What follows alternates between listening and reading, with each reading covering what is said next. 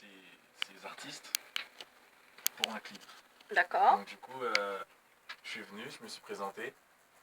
Ensuite, après, il y a eu pas mal d'affinités avec mon producteur, d'ailleurs que j'appelle mon vieux père. Bon, il est pas si vieux que ça, regarde, il est tout jeune et tout frais, je Moi, peux il me est plus grand permettre. que moi. Regardez comme il est beau gosse, non, c'est pas Il est plus possible. grand que moi. Ton papa. Hein? Il est plus grand que moi. Oui, donc, sans je suis doute, obligé mais toi tu d'appeler es vieux tout père. jeune, tout frais. Je me demande, est-ce que tu. Oui, tu as passé la majorité quand Bien même. sûr, quand Oui, même. hein, bon, ça va. Bon, de frais, tu prends pas trop de risques, ça va. Non, non, mais bon, et donc du coup. Et ensuite, après, on était là au studio et j'ai dit à Defray, ouais, j'aimerais bien chanter. Mhm. Et il m'a fait enregistrer une maquette. Et elle a dit, ok, il y a un petit truc. Et ensuite, j'ai enregistré Me and You. Donc en fait, c'est toi qui as eu envie, tu as osé, tu as demandé, et puis voilà quoi.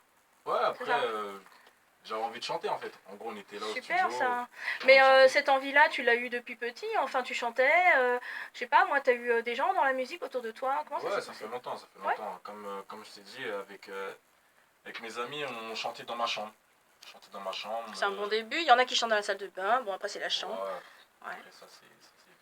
C'est déjà vu ça. C'est clair, c'est clair. Donc, ouais, on a acheté des fois, on a acheté des instrus, on allait sur internet comme un peu tout le monde. Et on mettait les instrus et on chantait. J'étais plutôt dans le dancehall d'avant. Bah ouais, parce que moi j'ai cru comprendre que tu fréquentais Majestic. Ouais, c'est ça. D'accord, Majestic c'est pas du tout le style de musique qu'on écoute aujourd'hui quand on t'écoute toi.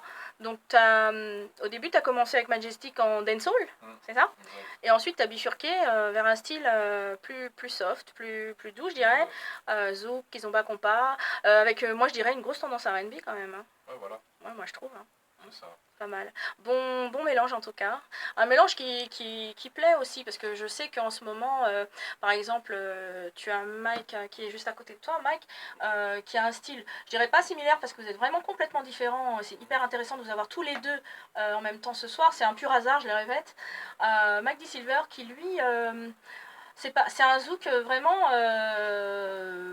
on va l'écouter tout à l'heure, on va écouter vos musiques, mais vraiment particulier. Moi c'est pareil, j'ai flashé sur ta musique. J'ai découvert cette nouveauté sur YouTube, hein, tout simplement. Et je me suis dit, non, il faut vraiment que je contacte cet homme-là. Et puis. Et il est là. Et il est là. Alors c'est pareil, Magdi Silver, c'est un zouk compas, un peu kizomba. Ouais, et en fait, avant même d'essayer de classifier ce qu'on fait, j'avais envie de faire une musique qui me ressemble. La musique que j'écoute tout le temps. Donc voilà, c'est aux antipodes, ça peut partir du rap. Et puis dernièrement, j'étais en train de rigoler parce que j'étais devant un opéra d'Handel en train de me dire, mais c'est pas possible que des gens aient des voix comme ça. Voilà. Donc en fait, j'écoute tout. Donc là, en l'occurrence, la partie caribéenne, c'est ce que j'avais envie de représenter là. Oui, c'est ça. Donc en fait, il n'y a pas de limite dans la musique. On peut s'exprimer, peu importe le style. C'est de l'expression. Donc tout dans l'expression, il faut tout donner. Et on peut tout faire après, c'est aux autres d'apprécier ou pas.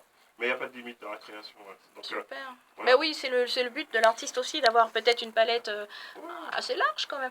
Et Nesty, tu trouves que toi, tu as trouvé ton style, ou tu penses que tu pourrais être amené peut-être à faire d'autres choses? Et pourquoi pas revenir dans le dancehall ou... Non, je ne reviendrai pas dans le dancehall. Mais ouais, après, comme dit mon producteur, j'ai gardé un pied dans le zouk et dans le compas. Mais j'aimerais bien aussi voir autre chose, comme on appelle ça aujourd'hui, l'afro-caribéen.